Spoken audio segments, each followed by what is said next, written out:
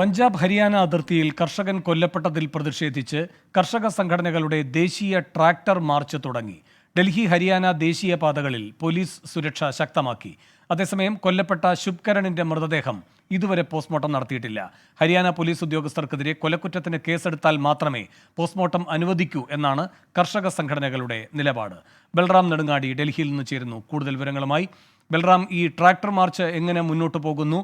അത് വലിയ ഗതാഗത തടസ്സമുണ്ടാക്കിയിട്ടുണ്ടോ?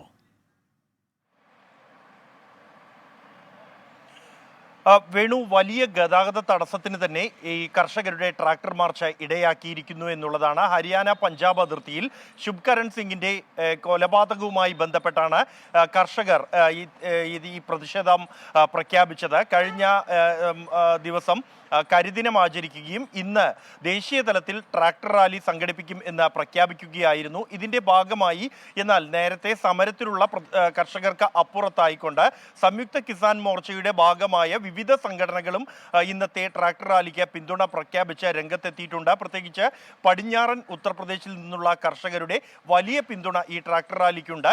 ഈ മേഖലയിൽ തന്നെയാണ് ട്രാഫിക് ഏറ്റവും കൂടുതൽ ബാധിച്ചിരിക്കുന്നതും. ഉത്തർപ്രദേശിൽ നിന്നുള്ള കർഷകർ യമുന എക്സ്പ്രസ് വേയിലൂടെ ട്രാക്ടർ റാലി നടത്താനാണ് ആരംഭിച്ചിരിക്കുന്നത്. ഈ റോഡിലേക്കുള്ള ഗ്രാമങ്ങളിൽ നിന്നുള്ള റോഡുകളിലും മറ്റും പോലീസ് ബാരിക്കേഡുകൾ നിരത്തിയെങ്കിലും അതിനെയെല്ലാം മറികടന്നുകൊണ്ട് കർഷകരുടെ ട്രാക്ടറുകളിൽ ഈ ദേശീയപാതകളിലേക്ക് എത്തിയിരിക്കുന്നു. സമാനമായി തന്നെ ഹരിയാന അതിർത്തിയിലും ദേശീയപാതകളിൽ ട്രാക്ടറുകൾ എത്തിയിരിക്കുകയാണ്.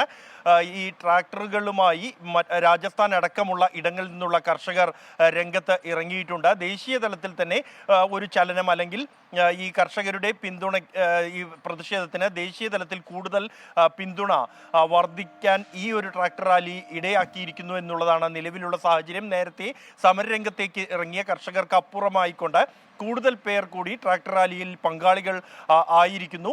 പലയിടങ്ങളിലും ആരംഭിച്ചു കൊണ്ടിരിക്കുകയാണ്. ഇപ്പോൾ ഒരുക്കങ്ങൾ പുരോഗമിച്ചു കൊണ്ടിരിക്കുകയാണ് റാലിയുടെ ഭാഗമായി. അതേ സമയം ശുഭ്കരൺ സിംഗിന്റെ മൃതദേഹം ഇപ്പോഴും മോർച്ചറിയിൽ തന്നെ തുടരുകയാണ്.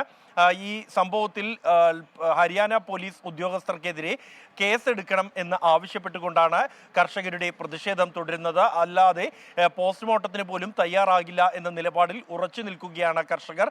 ഇവരുടെ ഈ രോഷം ശമിപ്പിക്കുന്നതിനായി പ്രഖ്യാപനങ്ങളും ഇടപെടലുകളും പഞ്ചാബ് സർക്കാരിൻ്റെ ഭാഗത്തു നിന്നും ഉണ്ടായിരുന്നു. ഇതിൻ്റെ ഭാഗമായാണ് ശുഭ്കരൺ സിംഗിൻ്റെ സഹോദരിക്ക് 1 കോടി രൂപ ധനസഹായം പഞ്ചാബ് സർക്കാർ പ്രഖ്യാപിച്ചത്.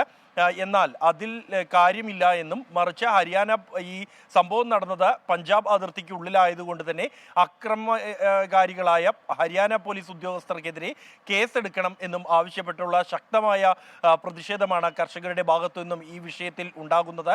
സർക്കാരിന്റെ ഭാഗത്തു നിന്നും അനുനയ ശ്രമങ്ങൾ ഇപ്പോഴും തുടരുകയാണ്. വേണു, ശരി. കർഷകരുടെ പ്രതിഷേധം പുതിയ രൂപത്തിലേക്ക് കടക്കുകയാണ്. ട്രാക്ടർ റാലി ദേശീയ തലത്തിൽ നടക്കുന്നു. ഇതുവരെ കർഷക പ്രക്ഷോഭത്തിൽ പങ്കാളികളാകാതിരുന്ന മേഖലയിൽ നിന്നുള്ളവരുടെ പങ്കാളിത്തവും വരുന്നു എന്നതും പ്രധാനമാണ്. പ്രത്യേകിച്ചും പശ്ചിമ യുപിയിൽ നിന്നും രാജസ്ഥാനിൽ നിന്നുമുള്ള പങ്കാളിത്തവും ഉണ്ടാകുന്നു പ്രക്ഷോഭത്തിന്. ബൽറാം നെടുങ്ങാടിയാണ് ഡൽഹിയിൽ നിന്നും വിശദാംശങ്ങളുമായി ചേർന്നത്.